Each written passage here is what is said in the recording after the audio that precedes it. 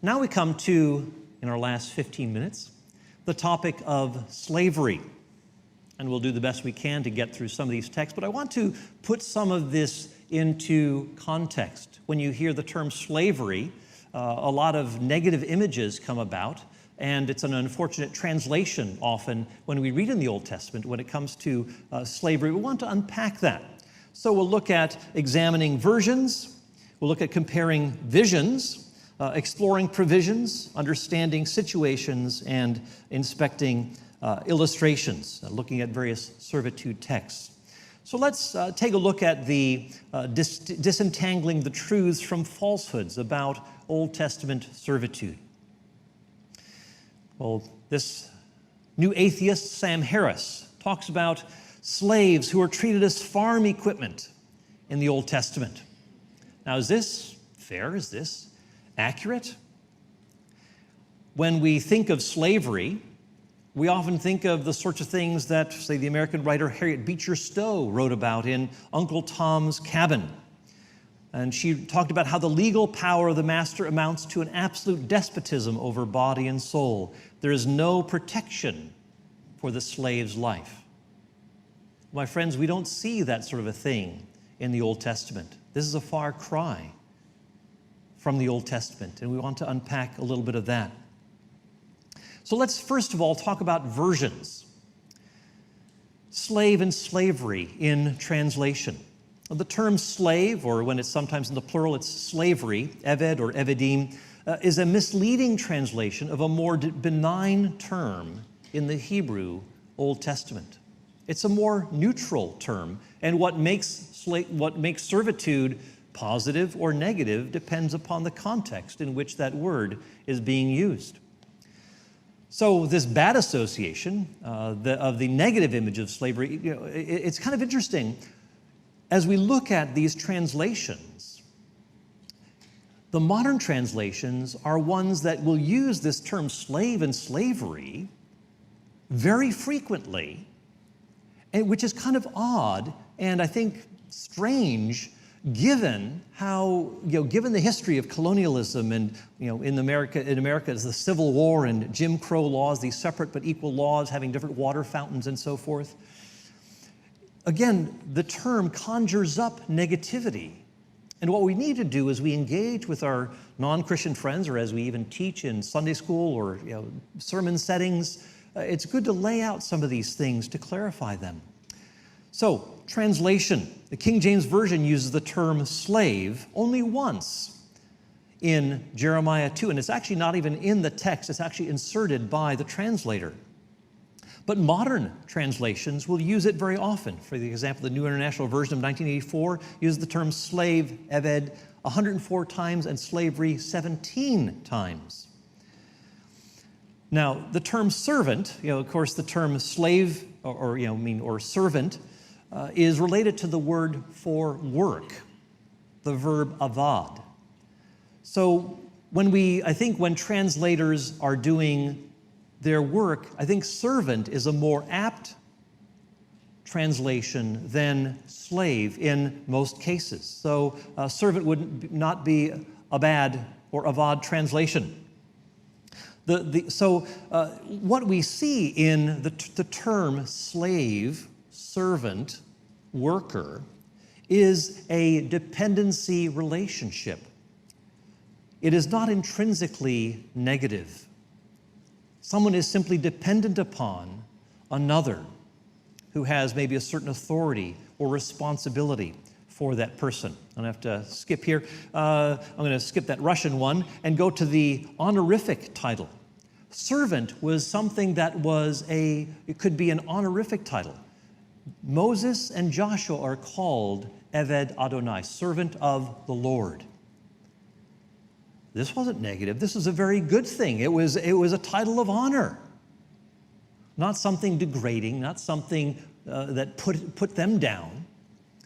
But yet somehow we think that, that's a terrible thing. Not at all. We see, again, a very positive context for this term, servant. Sometimes we can talk about unpharaoh comparisons, throwing a few puns in here just to make sure you're awake.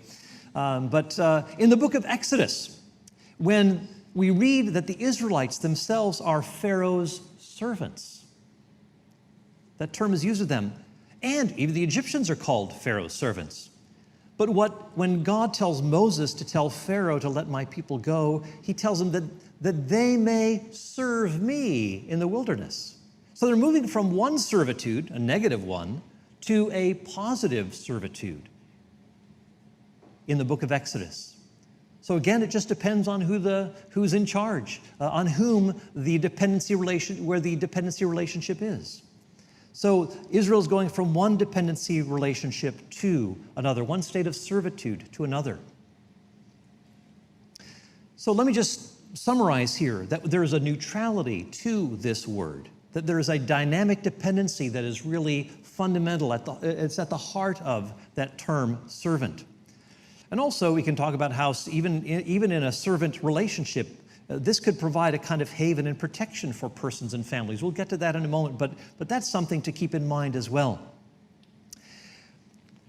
Let's talk about comparing visions. When we're looking at the Old Testament, a lot of times people will look at specific laws rather than seeing the broader biblical vision of what is going on. Remember, God is dealing with people who are hard-hearted. There's a lot of messiness on the ground. And so it's helpful to go to some of the bigger, broader, universal, general pronouncements about the state of persons than it is in some of these particular passages in the law of Moses.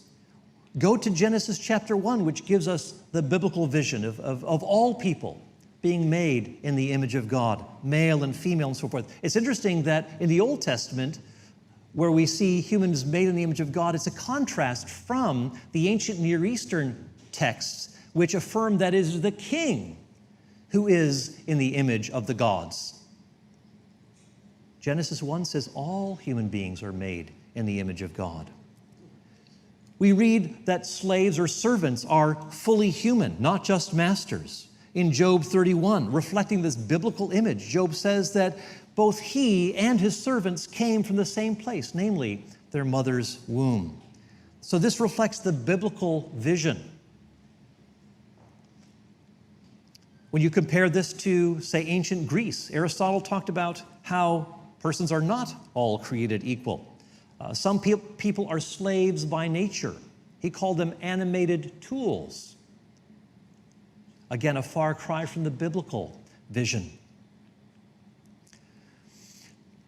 Now, when it comes to the law of Moses itself and some of these laws dealing with servitude and so forth, we need to remember, too, this is part of the understanding what the vision is and what the purpose of the law is, that the law is not always going to be giving the greatest ideal. It's not going to be giving the highest, loftiest ethical ideals. The law is often regulatory. It's often used for keeping things under control, rather than, to love the Lord your God. That is far higher than some of the negative commands of don't steal, don't commit adultery, don't murder, and so forth. Those negative commands aren't going to produce virtue and character and so forth. That is something that is beyond what the law is legislating. It is interesting, though, when we read the Old Testament in comparison to other ancient Near Eastern law codes, the scriptures place a greater emphasis on servants as persons rather than property. It's a very interesting comparison. You see this repeatedly. The scripture affirms their fundamental humanity. And so we'll talk about some of these things in just a moment. We also see in the Old Testament law a greater emphasis on democracy over hierarchy, that the laws are democratized, that the king is not above the law. The king is not someone who is somehow beyond any sort of legislation. No, that king is also subject to those same laws. King, servant, whatever. They are, the law addresses them all. Let me just mention briefly some provisions that were made for servants in the Old Testament. And then we'll get to a couple of texts. Again, we're running out of time, but hopefully this sets some of the general framework for us to explore these things in more detail later on.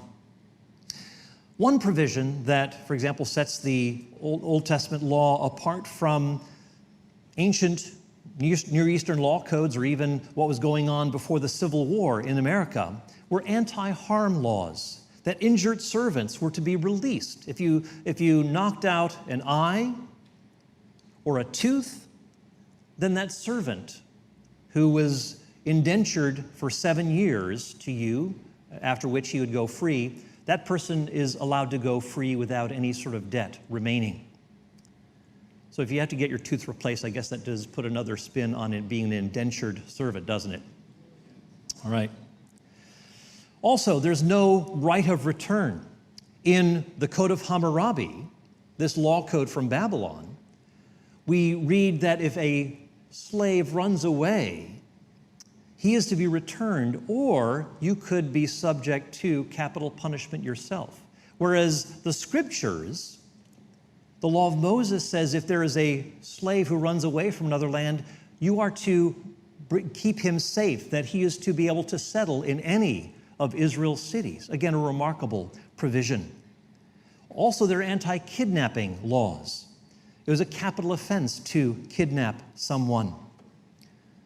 Again, this was the start of modern slavery, kidnapping people, bringing them to another country and so forth. Not so in the scriptures. It was forbidden.